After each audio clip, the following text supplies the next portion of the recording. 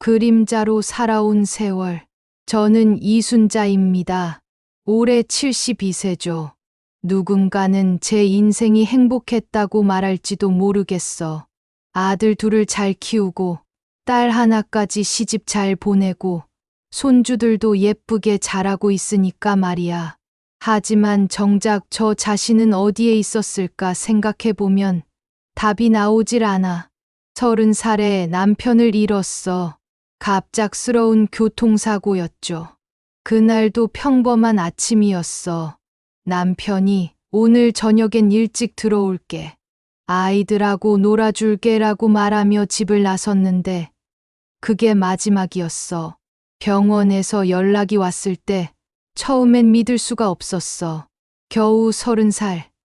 아이들은 겨우 7살, 5살이었는데 장례식장에서 울고 있는 아이들을 보면서 다짐했어. 아빠 없어도 이 아이들만큼은 잘 키우겠다고. 그때부터 제 인생은 온통 아이들만을 위한 시간이었어.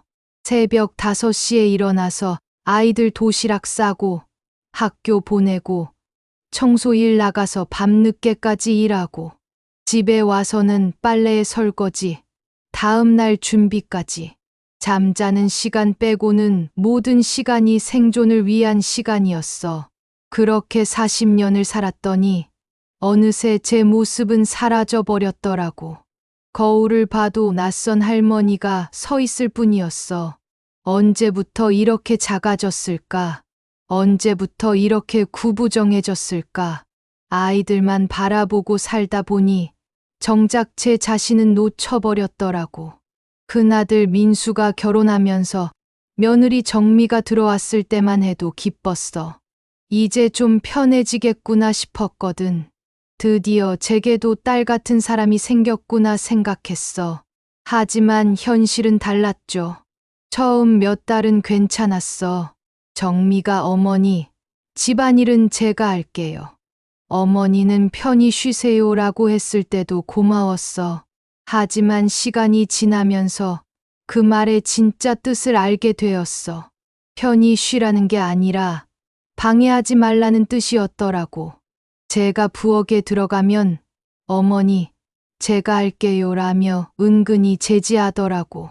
손주들 밥 먹이려고 하면 어머니, 아이들은 제가 챙길게요라고 하고, 빨래를 개려고 하면 어머니, 그건 제 방식이 있어서요라고 하고, 점점 제가 할 일이 없어졌어. 처음엔 편하다고 생각했어.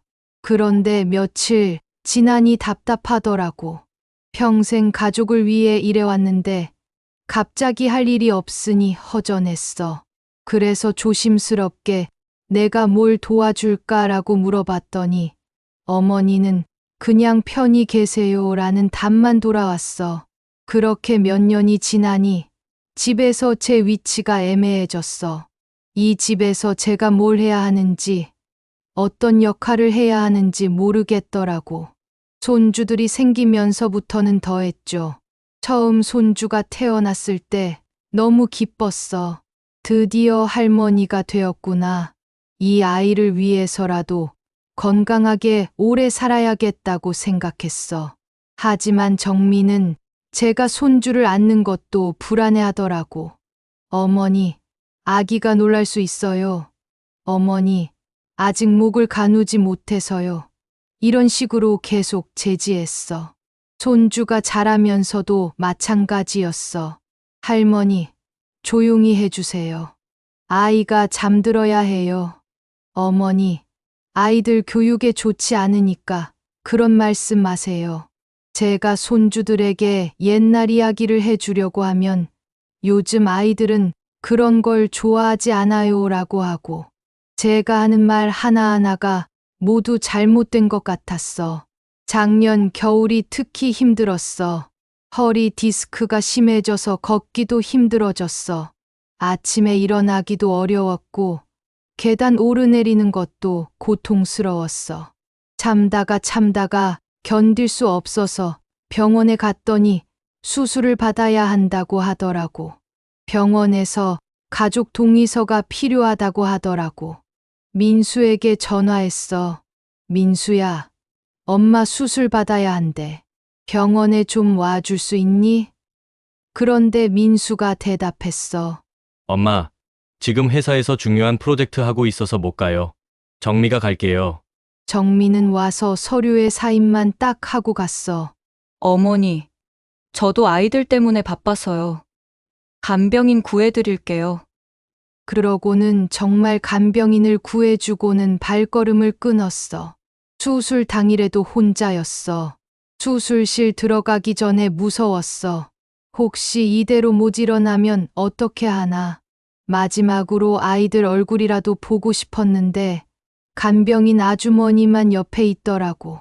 그 아주머니가 제 손을 잡아주면서 괜찮으실 거예요 라고 위로해줬는데 그때 눈물이 나더라고.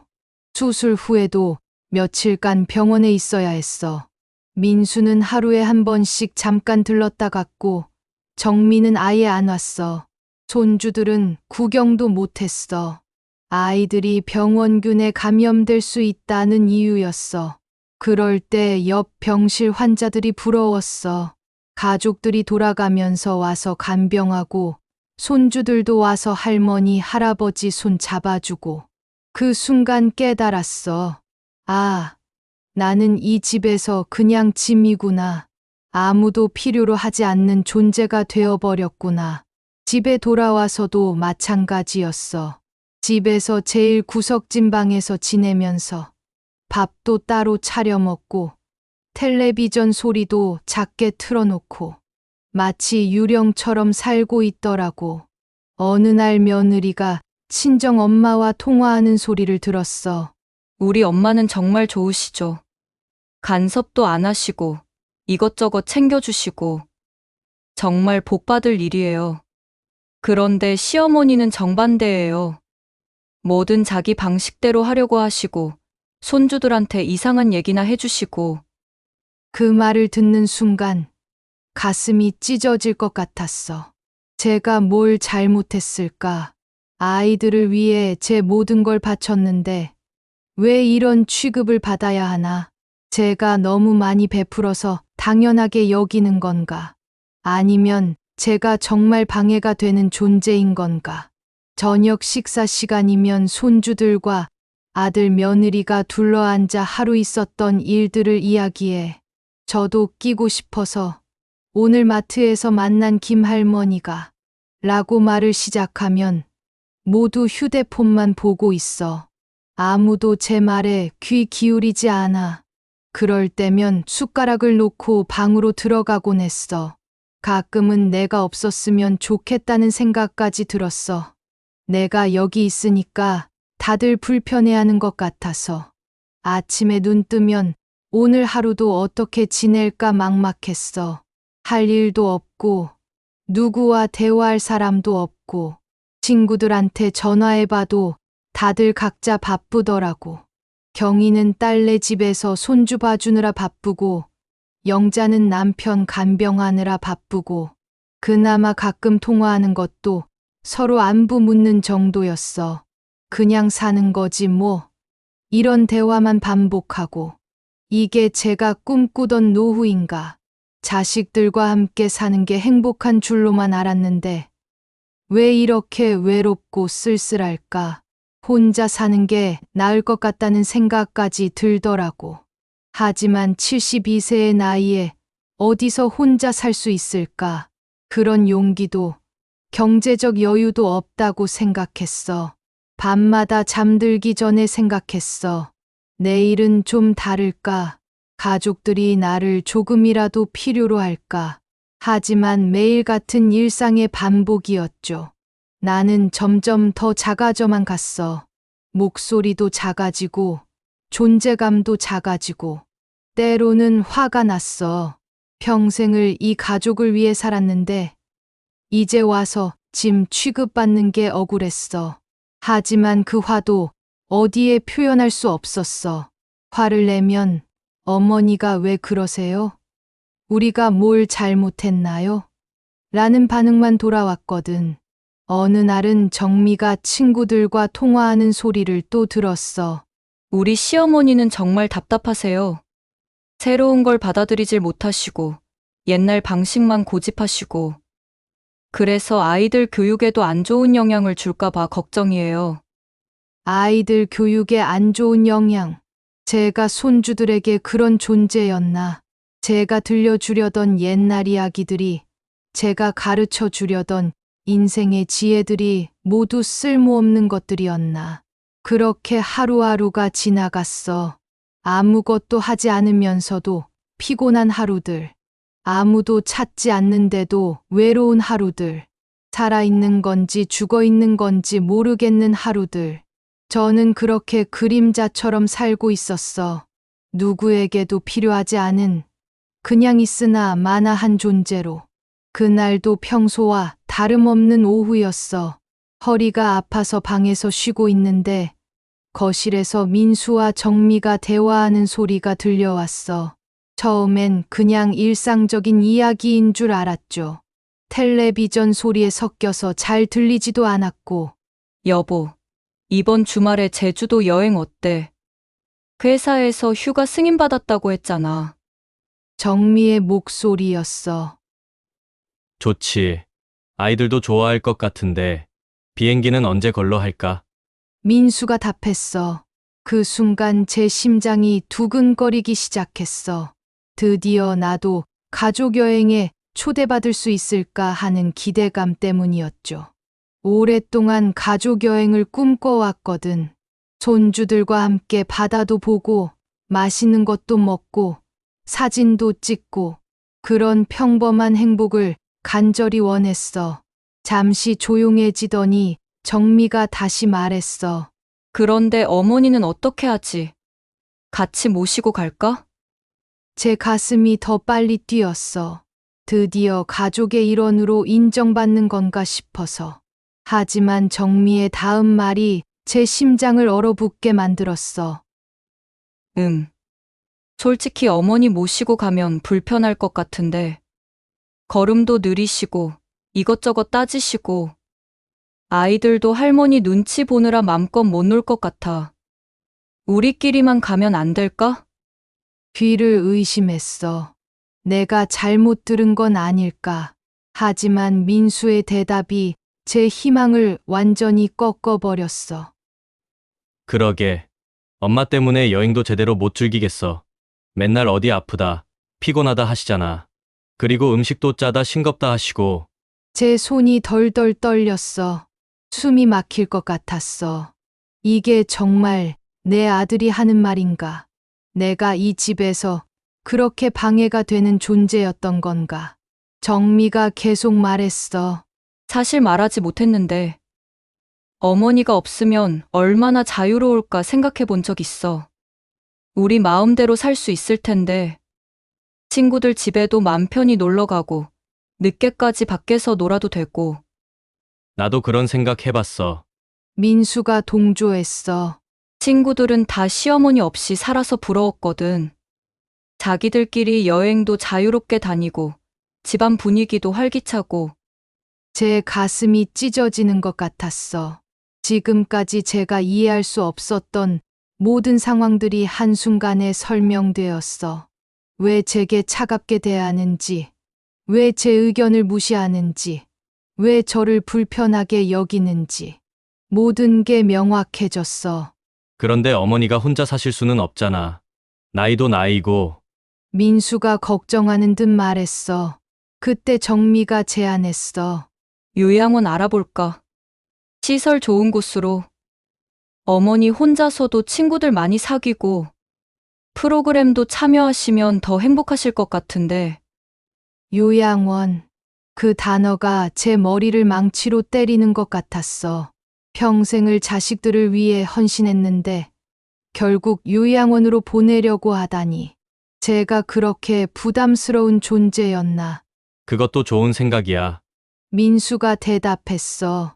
우리도 편하고 엄마도 또래들과 어울려 지내시면 외롭지 않을 거고. 그리고 전문적인 케어도 받으실 수 있고. 케어. 그들에게 저는 케어가 필요한 환자였던 거야. 가족이 아니라 돌봐야 할 부담이었던 거지. 그런데 어머니한테 어떻게 말하지? 갑자기 요양원 얘기하면 상처받으실 텐데. 민수가 걱정했어. 상처받을 거라는 걸 알면서도 그 계획을 세우고 있었던 거야. 자연스럽게 말씀드리면 돼. 정미가 답했어. 어머니 건강도 생각해서 전문적인 케어를 받으시는 게 좋다고 하면서 그리고 친구들도 사귀시고 취미 활동도 하시라고. 마치 제 장래를 결정하는 회의를 하고 있는 것 같았어. 정작 당사자인 저는 배제된 채로 말이야. 제 인생이, 제 노후가 그들의 편의에 따라 결정되고 있었어. 솔직히 말하면 우리만의 시간이 필요해. 정미가 속내를 털어놨어. 결혼한 지 벌써 몇 년인데 신혼 때처럼 둘만의 시간을 보낸 적이 별로 없잖아. 어머니 눈치 보느라. 맞아.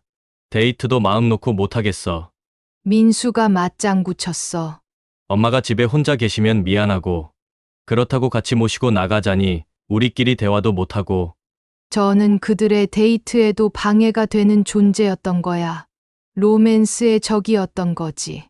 정미가 또 말했어. 그리고 아이들 교육 문제도 있어. 어머니가 자꾸 옛날 방식으로 가르치려고 하시니까 요즘 아이들한테는 맞지 않는 얘기들도 많이 하시고. 엄마 세대랑 지금 세대랑은 다르니까 민수가 동의했어. 아이들이 혼란스러워할 수도 있어. 제가 손주들에게 해주던 이야기들이 혼란스럽다고? 제가 전해주려던 인생의 지혜들이 불필요한 것들이었다고? 벽에 기대어 주저앉았어. 다리에 힘이 빠져서 서 있을 수가 없었어. 평생을 바친 가족이 저를 이렇게 생각하고 있었다니. 제가 사랑하는 아들이, 제가 딸처럼 여겼던 며느리가, 저는 이 집에서 가족이 아니라 그냥 처치 곤란한 짐이었던 거야. 사랑받는 어머니, 할머니가 아니라 빨리 처리해야 할 문제였던 거지. 눈물이 쏟아져 나왔어. 억울하고 슬프고 화가 났어. 하지만 무엇보다 허무했어. 지금까지 제 인생이 뭐였나 싶어서. 제가 행복하다고 생각했던 가족의 모습이 모두 가짜였던 건가. 그들의 대화는 계속되었어. 이번 제주도 여행부터 우리끼리만 가보자. 어머니 반응 보고. 그래. 그게 좋겠어. 아이들도 할머니 눈치 안 보고 신나게 놀 수 있을 거야. 아이들도 제 눈치를 보고 있었던 거야. 저를 부담스러워하고 있었던 거지. 제가 사랑하는 손주들마저도. 사실 우리 둘 다 스트레스 많이 받았잖아. 정미가 말했어. 어머니 기분 상하지 않게 하려고 항상 조심해야 되고, 뭐 하나 할 때마다 어머니 눈치 보고. 스트레스. 제가 가족들에게 스트레스였던 거야. 행복을 주는 존재가 아니라 괴로움을 주는 존재였던 거지. 그날 밤, 잠을 이룰 수 없었어.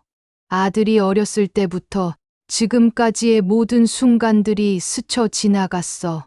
아픈 아들 업고 병원 뛰어가던 밤, 학비 마련하려고 새벽부터 일했던 시간들, 결혼식 때 행복해하는 아들의 얼굴, 그 모든 게 의미 없는 일이었나. 다음 날부터 민수와 정미를 보는 제 눈빛이 달라졌어. 그들도 제가 들었다는 걸 알았는지 어색해했어. 하지만 아무도 그 대화에 대해 언급하지 않았어. 마치 아무 일도 없었던 것처럼 지내려고 했죠. 하지만 저는 이미 진실을 알아버렸어. 제가 이 집에서 어떤 존재인지, 가족들이 저를 어떻게 생각하는지, 그 무서운 진실을 말이야. 더 이상 가족이라는 환상에 속을 수는 없었어. 제 인생에서 가장 충격적인 깨달음이었어. 그 대화를 들은 후로 일주일이 지났어. 저는 마음을 추스르려고 노력했어. 혹시 제가 오해한 건 아닐까? 아니면 일시적인 감정이었을까 하는 희망을 품으면서 말이야.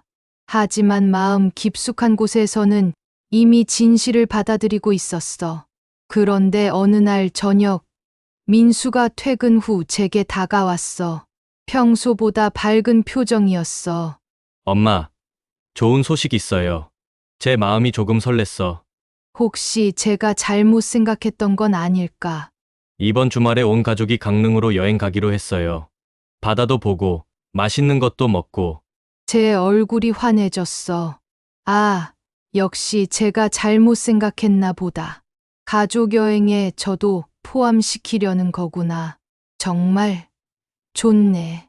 제가 설렘을 감추지 못하고 말했어. 언제부터 언제까지 가는 거야? 짐은 뭘 챙겨야 할까? 벌써부터 여행 준비가 기대되었어. 오랜만에 가족들과 함께하는 시간이니까. 그런데 민수의 다음 말이 제 희망을 산산조각 냈어. 아, 엄마는 집에서 편히 쉬세요. 우리만 다녀올게요. 순간 귀를 의심했어. 뭐라고? 나는 왜 안 가는데?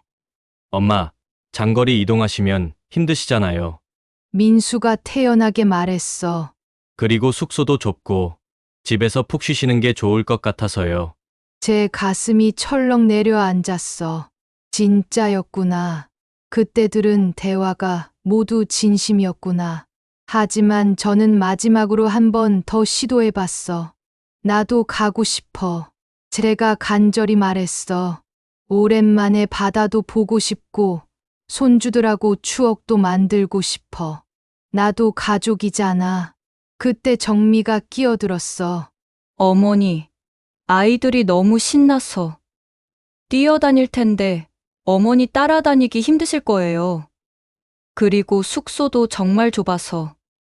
좁으면 따로 구하면 되잖아. 제가 말했어.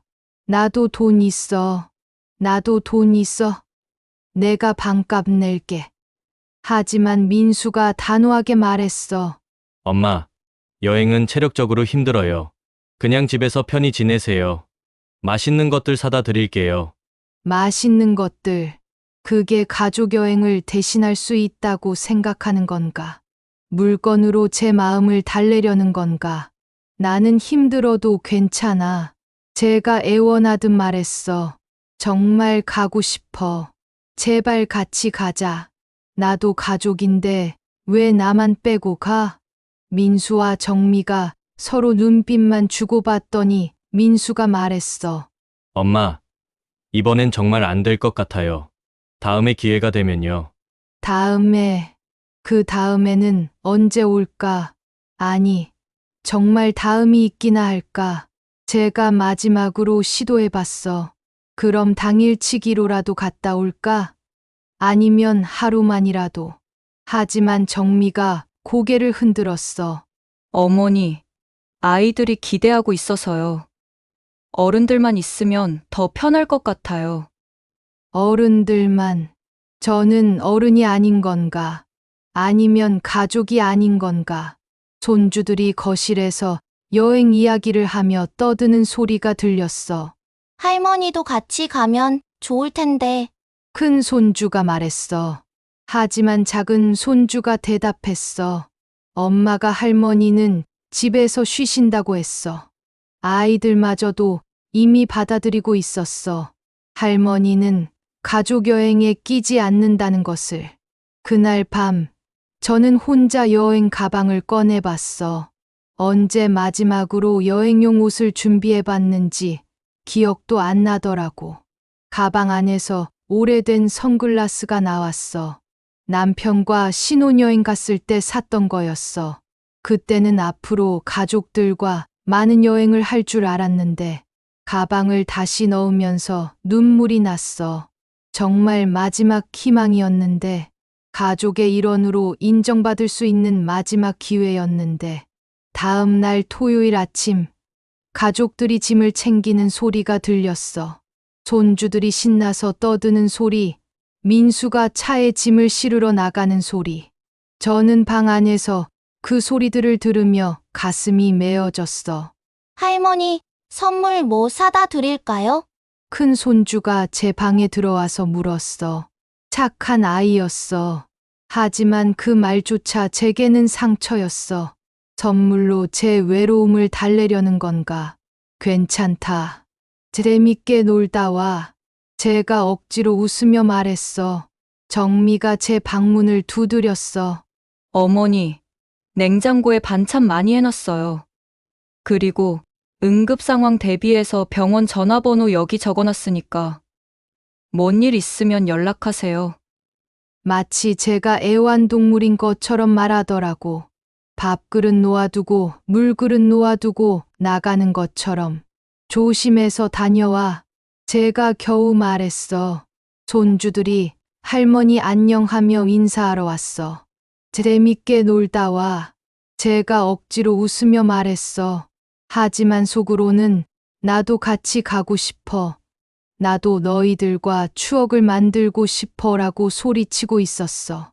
차가 떠나는 소리를 들었어. 집이 갑자기 조용해졌어.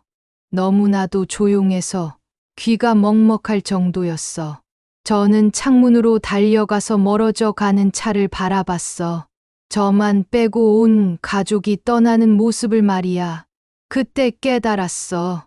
나는 정말 이 가족의 구성원이 아니구나.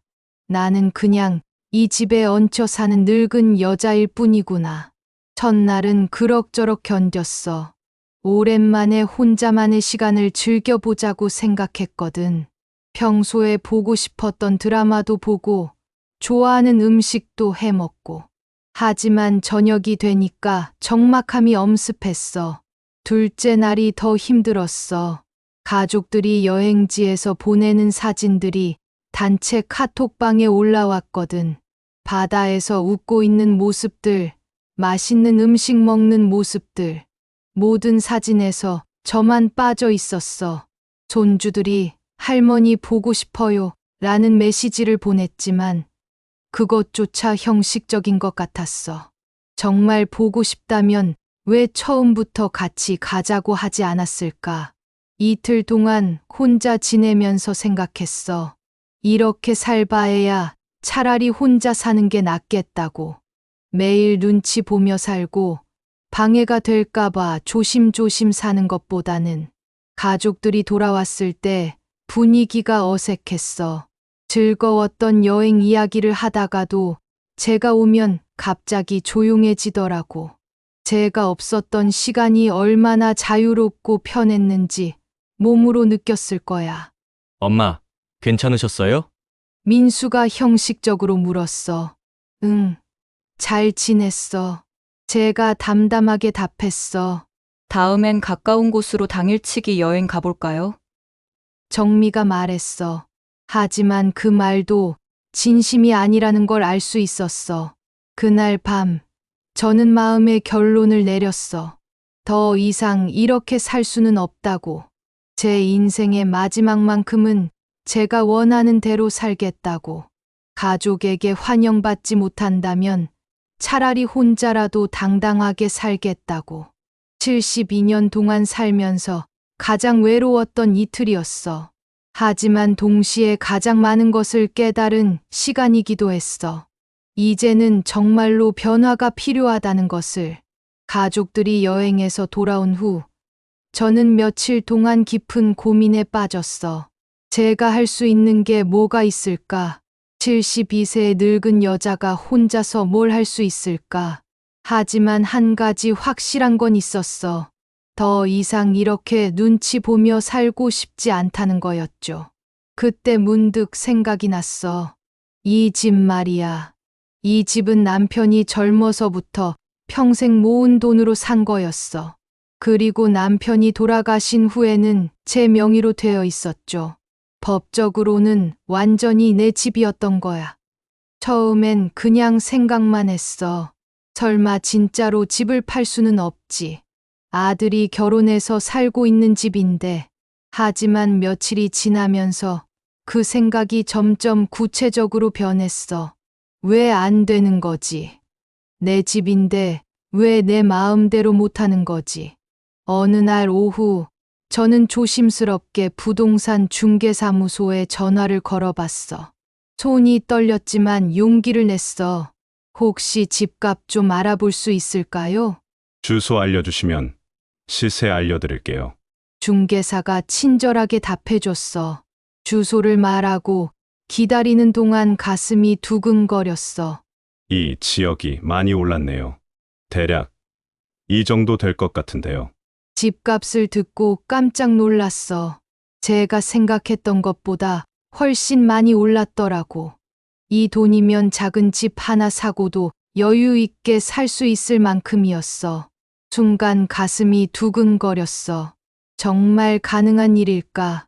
진짜로 독립할 수 있는 건가? 그날 밤부터 저는 본격적으로 계획을 세웠어. 우선 집을 팔아서 나올 돈을 계산해 봤어. 그리고 제가 받고 있는 기초연금과 남편의 유족연금. 충분히 혼자 살 수 있는 금액이었어. 인터넷으로 혼자 사는 노인들의 생활비를 찾아봤어. 생각보다 많은 분들이 적은 돈으로도 잘 살고 계시더라고. 제가 받는 연금만으로도 충분히 생활할 수 있었어. 다음 날, 저는 용기를 내서 중개사무소에 직접 가봤어. 오랜만에 외출이라 떨렸지만 동시에 설레기도 했어. 중개사무소 사장님이 저를 보더니 어머님, 혼자 오셨어요? 가족분들은요? 하고 묻더라고. 혼자 결정할 수 있어요. 제 집이니까요. 제가 단호하게 답했어. 그렇게 말하는 제 자신이 낯설었지만 뿌듯하기도 했어. 어떤 이유로 매매를 결정하셨나요? 사장님이 물었어. 좀 더 작은 집에서 편하게 살고 싶어서요. 제가 대답했어. 진짜 이유는 말할 수 없었죠. 가족에게 환영받지 못해서 나가겠다고 할 수는 없잖아. 사장님이 집 사진들을 보더니 말했어. 좋은 집이네요. 이런 집은 금방 나갈 것 같은데요. 요즘 이 동네가 인기 많거든요. 집을 내놓기로 했어. 계약서에 사인하면서 손이 떨렸어. 정말로 되돌릴 수 없는 일을 하고 있다는 생각이 들었거든. 걱정하지 마세요. 사장님이 말했어. 좋은 선택이라고 생각해요. 혼자 사시기에는 이 집이 너무 크죠. 집을 내놓고 며칠 후 벌써 몇 명의 구매 희망자들이 다녀갔어. 다행히 가족들이 없는 시간에 와서 다녀갔어. 집값이 많이 올라서 금방 팔릴 것 같다고 중개사가 말해줬어. 그때부터 제 마음이 급해지기 시작했어. 정말로 이 일이 현실이 되고 있구나. 동시에 두려웠어. 정말 이렇게 해도 되는 걸까? 아들이 알면 어떤 반응을 보일까? 하지만 다른 한편으로는 해방감이 들었어. 처음으로 제 인생을 제가 결정하고 있다는 느낌이었거든. 72년 인생에서 처음으로 제 의지대로 중요한 결정을 내리고 있었어. 일주일 후, 한 젊은 부부가 이 집을 사겠다고 했어. 계약금까지 준비해 왔더라고. 저는 떨리는 손으로 계약서에 사인했어. 그 순간 돌이킬 수 없는 강을 건넜다는 생각이 들었어. 언제까지 이사 나가실 거예요? 중개사가 물었어. 한 달 후면 될까요? 충분합니다. 그런데 가족분들은 아시나요? 곧 얘기할 거예요. 제가 답했어. 집으로 돌아오는 길에 제 마음은 복잡했어요. 드디어 해냈다는 성취감과 동시에 이제 어떻게 살아야 할지 막막한 두려움이 교차했어. 하지만 한 가지는 확실했어. 더 이상 누구의 눈치도 보지 않고 살 수 있다는 것. 다음 날부터는 제가 살 집을 알아보기 시작했어. 인터넷은 잘 모르니까 직접 부동산을 다니면서 말이야. 오랜만에 밖에서 보내는 시간이 많아지니까 기분이 좋았어. 어떤 집을 원하세요? 부동산 아저씨가 물었어. 크지 않아도 돼요. 혼자 살 거니까. 대신 조용하고 깨끗한 곳이면 좋겠어요. 아, 혼자 사실 거예요. 자녀분들은요? 따로 살기로 했어요. 제가 담담하게 답했어. 며칠간 여러 집을 봤어. 어떤 집은 너무 높은 층이어서 포기하고, 어떤 집은 너무 시끄러워서 포기했어. 그러다가 바닷가 근처의 작은 아파트 하나를 보게 되었어. 1층이라 계단 오르내릴 필요도 없고 작지만 깔끔했어. 무엇보다 베란다에서 바다가 보였어. 파도 소리도 들렸고 한눈에 마음에 들었어. 이 집으로 할게요. 제가 바로 결정했어. 이렇게 빨리 결정하시는 분 처음 봐요. 부동산 아저씨가 놀라워했어. 마음에 드는 걸 어떡해요. 제가 웃으며 답했어. 계약을 마치고 나오는 길에 가슴이 두근거렸어. 정말로 새로운 시작이구나. 72세에 새 집을 얻다니. 그날 밤, 저는 오랜만에 편안하게 잠들었어. 72년 인생에서 처음으로 제 의지대로 중요한 결정을 내렸다는 안도감 때문이었을 거야. 내일부터는 정말 제 인생이 시작되는 거라고 생각하면서 말이야. 이제 가족들에게 이 사실을 알려야 했어. 그들이 어떤 반응을 보일지는 뻔했지만 저는 이미 제 결정을 내렸습니다. 되돌릴 생각도 없었고 후회할 생각도 없었어. 평생 남을 위해 살았는데 마지막 한 번은 나를 위해 살고 싶었어. 그게 그렇게 큰 죄인가? 72년 동안 희생하며 살았는데 이제 좀 자유롭게 살면 안 되는 건가? 집을 판 지 2주일이 지났습니다. 가족들은 아직 아무것도 몰랐죠. 저는 평소와 다름없이 지내려고 노력했어. 하지만 마음 한구석에서는 언제 이 사실을 말해야 할지 고민이 계속되었어. 새 집 계약도 마쳤고 이제 정말 한 달 후면 이사를 가야 했어. 더 이상 미룰 수 없었죠. 하지만 어떻게 말을 꺼내야 할지 막막했어. 그러던 어느 저녁, 온 가족이 거실에 모여 있었어. 민수는 텔레비전을 보고 있고 정민은 아이들 숙제를 봐주고 있었죠. 평범한 일상의 한 장면이었어. 하지만 저에게는 마지막이 될 수도 있는 순간이었어. 저는 깊게 숨을 쉬고 결심했습니다. 오늘 말하자. 더 이상 미루면 안 되겠어. 다들 잠깐 이리 와봐. 제가 말했습니다.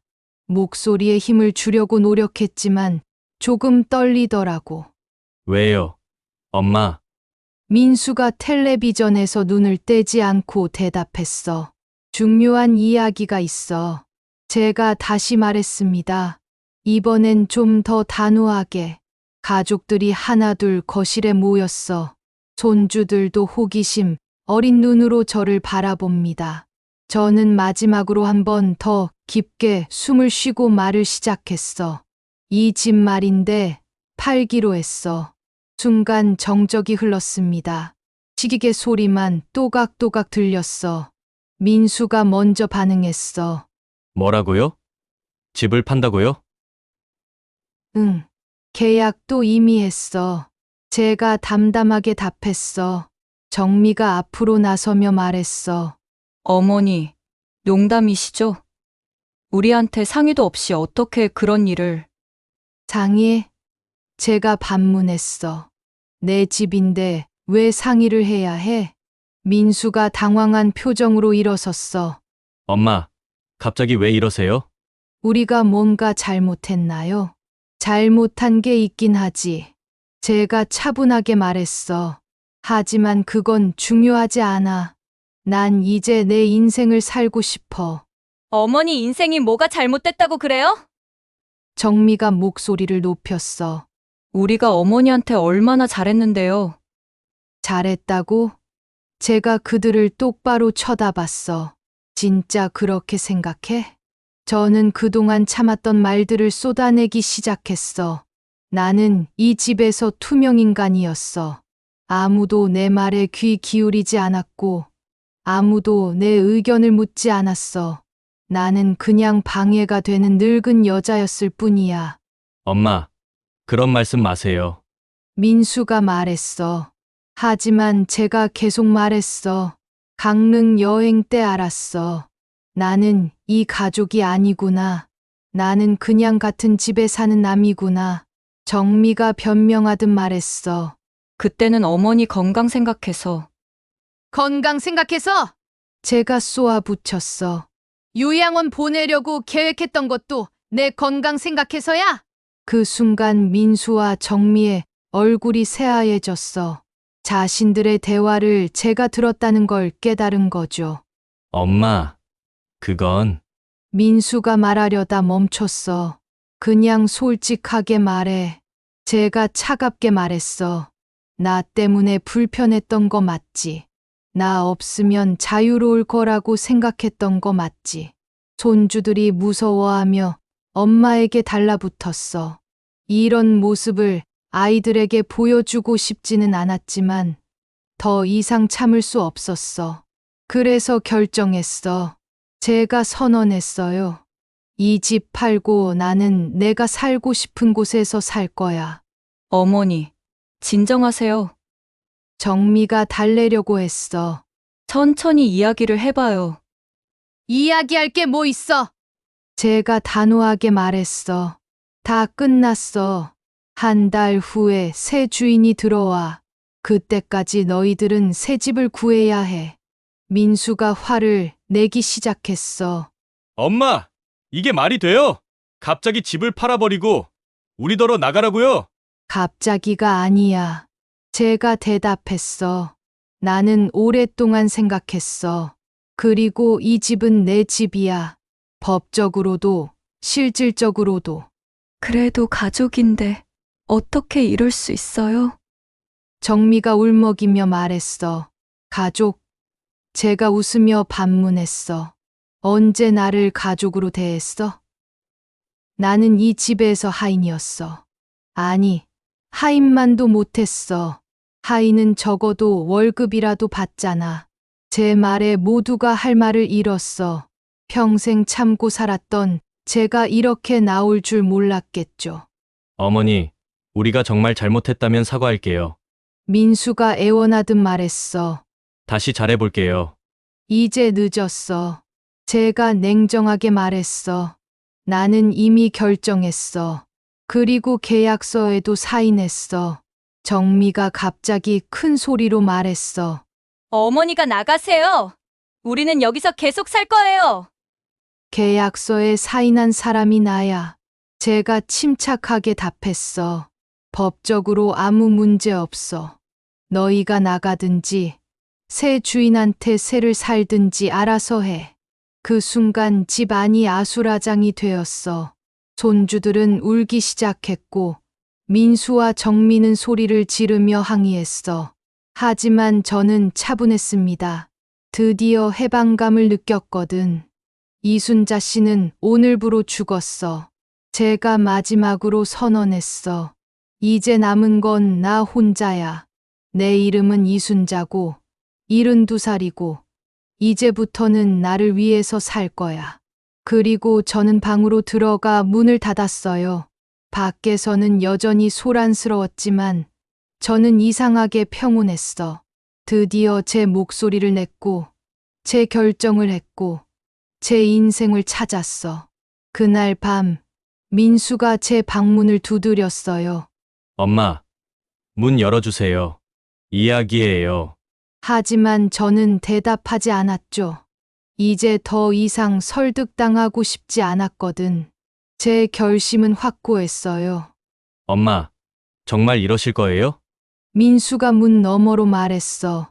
우리가 뭘 잘못했는지 말씀해 주세요. 고칠게요. 고친다고?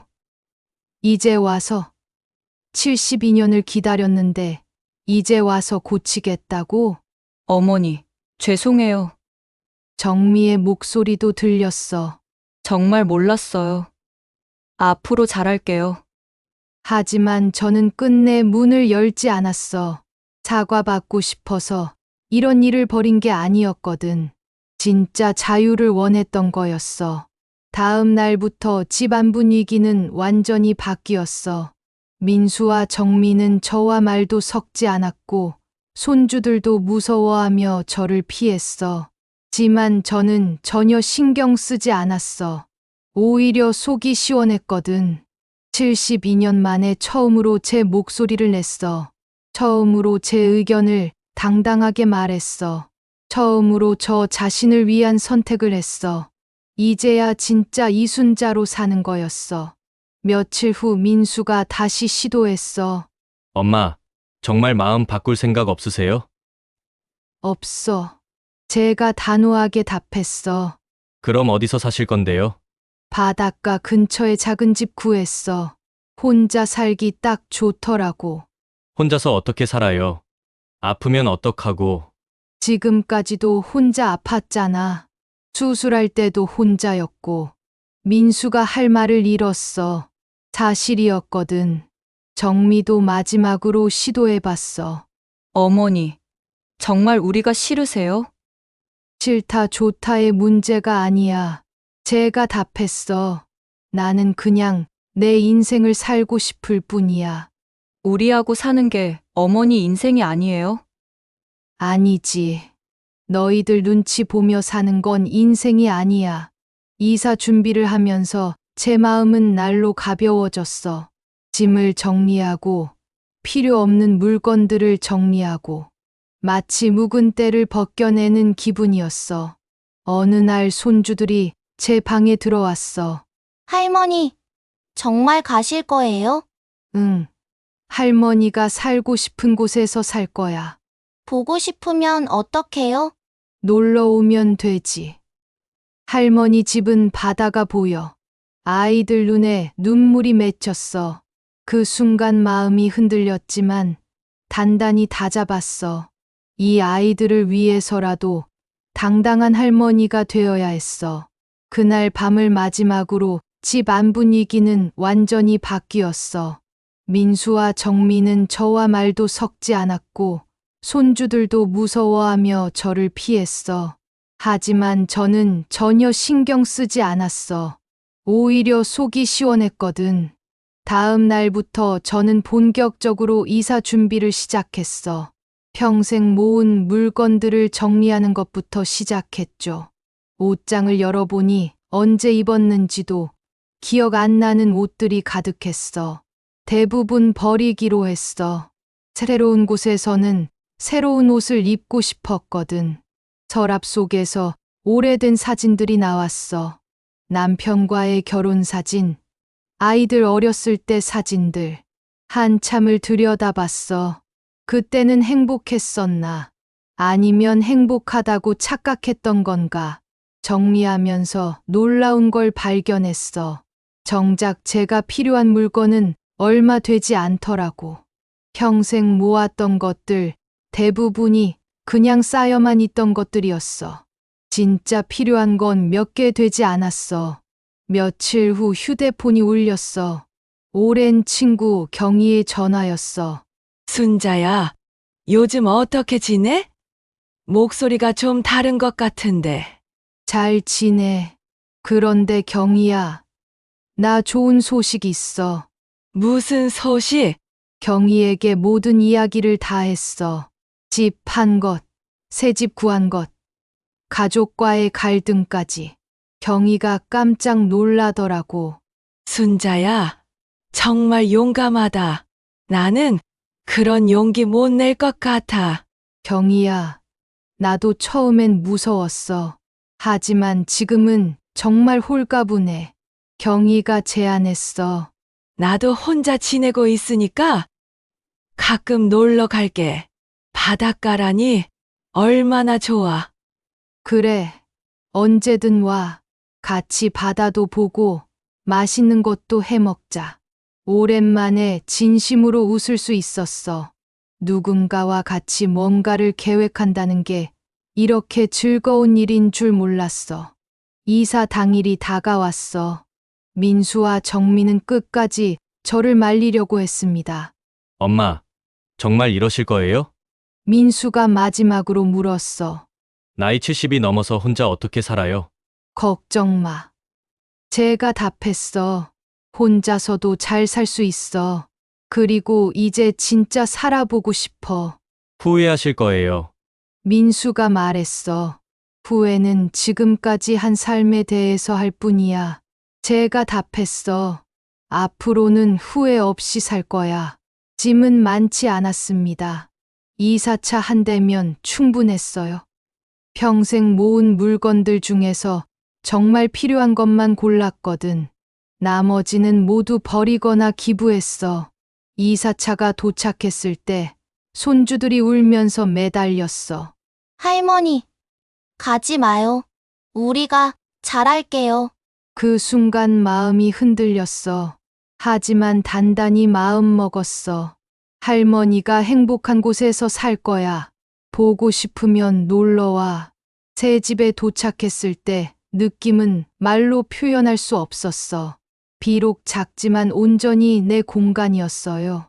아무도 눈치 볼 필요 없고 누구에게 방해될까봐 조심할 필요도 없었어. 첫날 밤, 바다 소리를 들으며 잠들었어. 파도 소리가 이렇게 평온할 줄 몰랐어. 어둠 속에서 제 인생을 돌아봤어. 지금까지는 남을 위한 삶이었다면 이제부터는 나를 위한 삶이야. 다음 날 아침, 경희가 놀러 왔어요. 약속대로 말이야. 순자야, 집이 정말 예쁘다. 바다도 보이고 함께 베란다에서 커피를 마시며 바다를 봤어. 경희야, 나 이렇게 편한 적이 처음인 것 같아. 보기 좋다. 얼굴이 완전히 달라졌어. 그날 오후 경희와 함께 바닷가를 산책했어. 72년 인생에서 이렇게 여유롭게 바다를 본 적이 있었나 싶었어. 바람이 얼굴에 닿는 느낌, 파도가 발끝을 적시는 감촉, 모든 게 새로웠어. 순자야, 앞으로 뭐 하고 살 거야? 경희가 물었어. 글쎄, 하고 싶었던 것들 다 해볼까봐. 책도 읽고, 그림도 그려보고, 여행도 다니고. 정말 좋겠다. 나도 용기 내서 뭔가 변화를 줘볼까? 저녁에 혼자 있을 때 거울을 봤어. 며칠 사이에 얼굴이 많이 밝아진 것 같았어. 주름은 그대로지만 눈빛이 달랐어. 살아있는 눈빛이었어. 나는 이순자야. 거울 속 제게 말했어. 72살이고 이제부터 내 인생을 사는 여자야. 그리고 처음으로 제 이름을 부르며 웃었어요. 이순자. 누구의 엄마도 누구의 시어머니도 아닌 그냥 이순자. 그날 밤 창문을 열고 바다를 바라봤어요. 달빛이 물결에 반짝이고 있었어. 내일은 어떤 하루가 될까? 무엇을 하며 보낼까? 모든 선택이 제 손에 있다는 게 신기했어. 며칠 후 민수에게서 전화가 왔어. 엄마, 괜찮으세요? 응. 잘 지내고 있어. 정말 후회 안 하세요? 전혀. 나는 지금이 가장 행복해. 전화를 끊고 나서 생각했어. 정말 후회 안 하나? 아니야. 후회는 없어. 오히려 왜 진작 이렇게 하지 못했나 싶어. 일주일 후 동네 주민센터에서 하는 노인 프로그램에 참여했어.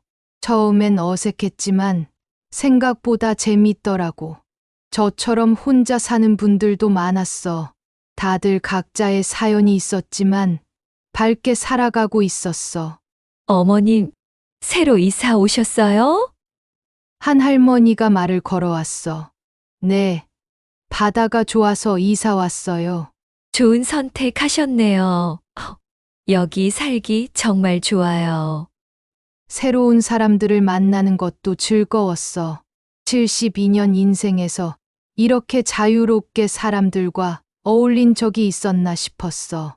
한 달 후 손주들이 놀러 왔어. 민수가 데려온 거였어. 할머니, 아이들이 달려와서 안겼어. 어머, 우리 손주들 왔네. 바다 보러 갈까? 아이들과 함께 바닷가를 걸으며 이야기했어. 예전보다 훨씬 편안하게 대화할 수 있었어. 더 이상 눈치 볼 필요가 없으니까. 할머니, 여기 정말 좋아요. 큰 손주가 말했어. 그렇지. 할머니도 여기 와서 정말 행복해. 민수가 조심스럽게 말했어. 엄마, 정말 행복해 보이세요. 응. 진짜 행복해. 미안해요. 진작 몰랐어요. 이제 알면 됐어. 그리고 너희들도 자유롭게 살아. 그날 저녁, 가족들이 돌아간 후 혼자 바다를 바라봤어. 이제 시작이야. 72년 동안 남을 위해 살았다면 앞으로는 나를 위해 살 거야. 늦었다고 생각할 수도 있지만 저는 그렇게 생각하지 않아. 진짜 인생은 지금부터 시작이니까. 바다를 보며 다짐했어. 남은 인생 하루하루를 소중히 살아가겠다고. 누구의 눈치도 보지 않고 내가 하고 싶은 일을 하며 살겠다고. 72세의 새로운 시작이야. 어떤 사람들은 이기적이라고 할지도 모르겠어. 하지만 저는 이제 이기적으로 살고 싶어. 평생 남을 위해 살았으니 이제는 나를 위해 살 권리가 있잖아. 이순자로서 당당하게, 자유롭게, 행복하게.